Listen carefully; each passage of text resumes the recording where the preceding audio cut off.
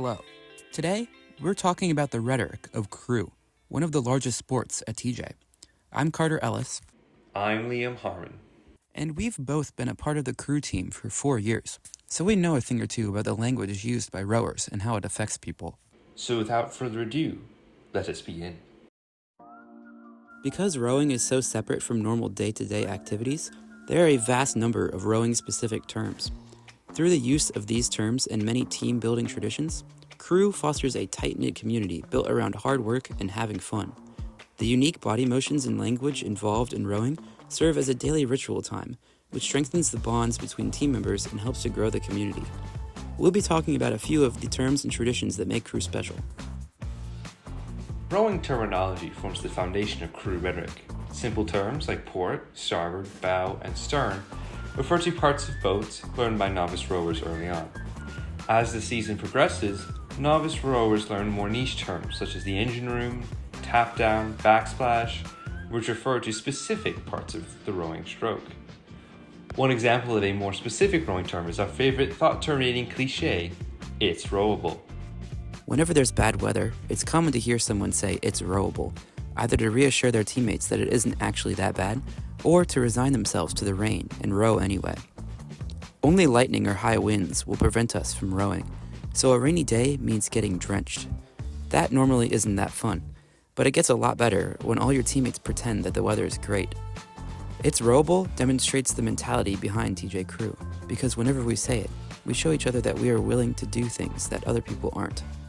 This goes a long way towards building a community of dedicated individuals, and it's also fun to say in a torrential downpour. One of the most important TJ Crew traditions are our weekly pasta parties.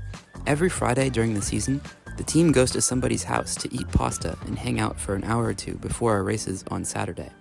These parties are where a lot of team building takes place, and they're essential to maintaining a welcoming community. They're also a lot of fun, and they help get people excited to race.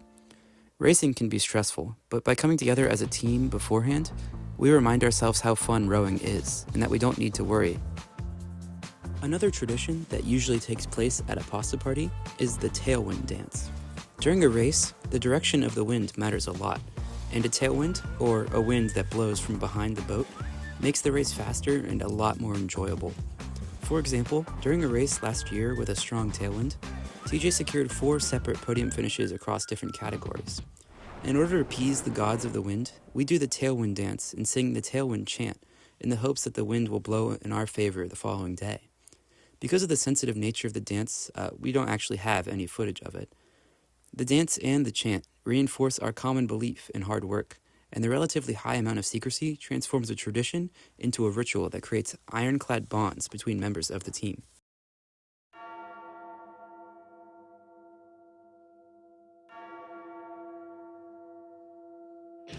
The erg, hated by some, loved by fanatics, and essential to rowing. Since TJ Crew boats have 8 rowers, it's difficult for coaches to determine which rowers are the fastest. The erg, however, provides a way for rowers to demonstrate their individual speeds on the 2-kilometer test piece. On 2K Tuesday, rowers utilize their lingo in order to push themselves to the limits to achieve the fastest time we can muster. The sayings such as PR or ER, third monkey energy, and fat ergo serve to encourage us to row harder. Just like many other sports, rowing has a few common ways to assess the fitness of athletes, and the most popular one is rowing 2,000 meters on the rowing machine as fast as you can. This is referred to as a 2K test, and because of their difficulty and importance, 2Ks can be quite intimidating. Over the winter, we complete several 2K tests, and the date of a 2K is always called 2K Tuesday, regardless of what day it actually is. This term is used to turn a 2K, something that is usually feared, into something funny, which alleviates stress. This term, and many like it, also create a feeling of exclusivity, as only people who row know what they mean. An overnight regatta, the Stotesbury Cup is where the bottom of the iceberg for TJ Crew lingo is most commonly found. Relics and rituals such as the Tailwind Dance and Strugel Demon are what make this event so fun. Additionally, important landmarks like the Biden Welcome Center, home to the Cinnabon and Delaware Fishing Guide, are staples of the TJ Crew Stotesbury experience. Shenanigans such as plague doctor masks and extremely loud cars are also very common.